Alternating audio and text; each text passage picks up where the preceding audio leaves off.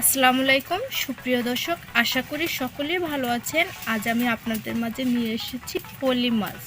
কিভাবে ফলি মাছ ভুনা করতে হয়, আর এই ফলি মাছটা কিন্তু কড়া ভাজি করতে হবে। আর এই ফলি মাছটা কিন্তু সবাই পছন্দ করে, তাই আজ আমি আপনাদের দেখিয়ে দেবো এই ফলি মাছটা কিভাবে রান্না করতে হয়। আমি এখানে 3 পিস ফলি মাছ নিয়েছি, আর এই ফলি মাছটাকে আমি একটু কিচি করে নিয়েছি যাতে এই ফলি মাছটার ভিতরে ঢুকে যায় সব মশলা।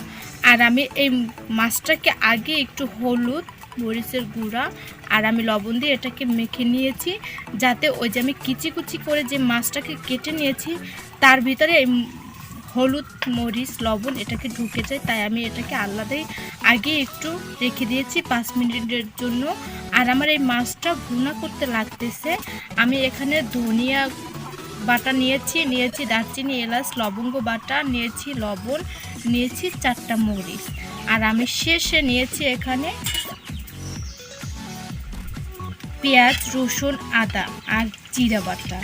এবার আমি এই মাছটাকে ভেজে নেব, কড়া ভাজি করে নেব। বন্ধুরা, আমি কিন্তু এই চুলায় একটা পাত্র বসিয়ে দিয়েছি, আর এখানে আমি পরিমাণ মতো তেল দিয়েছি। এই তেলটা গরম হয়ে গেছে, এবার আমি ওই মাছগুলো ছেড়ে দেব। আমি মাছ 3টে তাওয়া দিয়ে দিলাম।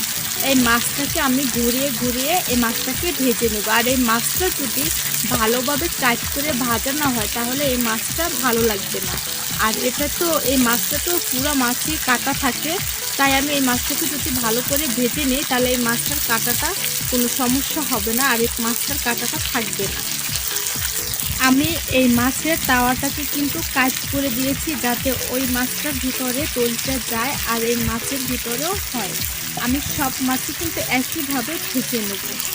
আর এই মাছটা কিন্তু সবাই পছন্দ করে, আর এই মাছটা যদি ভালোভাবে রান্না করা হয় তাহলে কিন্তু খুবই স্বাদ এই মাছটার ভিতরে। আর যদি হয় ভালোভাবে ভাজা, সব এই মাছটা রান্নার উপরে নির্ভর করে ভাজা। যত ভালো ভাজবেন ততই মাছটা ভালো হবে।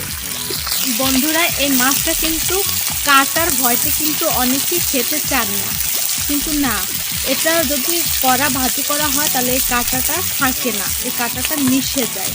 তাই আমি বলছি এই মাছটা যদি কেউ রান্না করেন তাহলে আমি যেভাবে ভেজে দেখাচ্ছি আপনারা ঠিক ওভাবেই ভাজবেন, দেখবেন এই মাছটা সবাই পছন্দ করবে।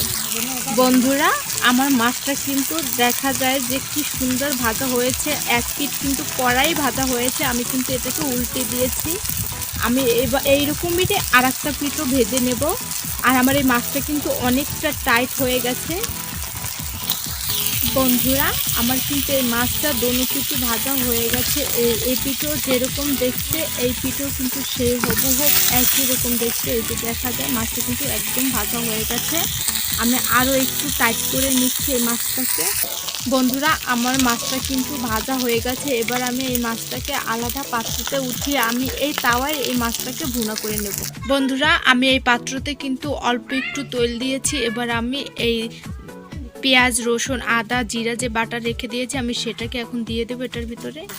আমি এখানে পেঁয়াজ, রসুন, আদা, জিরা দিয়েছি, আর এখানে আমি ধনিয়ার বাটা দিয়েছি। আর আমি এখানে এলাচ, দারচিনি এটারও কিছু অংশ দিয়ে দিচ্ছি। আর শেষে দিয়ে দিচ্ছি আমি কাঁচামরিচটা, যে কাঁচামরিচটা আমি রেখে দিয়েছি। আর আমি এখানে পরিমাণ মতো লবণও দিয়ে দিচ্ছি।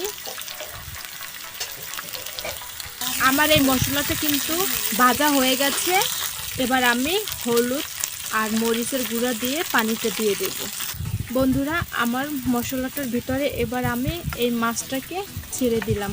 আর আমি এখানে 1 চামচ মরিচের গুঁড়া আর আধা চামচ হলুদের গুঁড়া দিয়ে দিয়েছি। এবার আমি পানিটা দিয়ে এই মাছটাকে একসাথে দিয়ে দিলাম যাতে এই মাছটা ভালোভাবে এই মশলাটার ভিতরে ঢুকে যায়।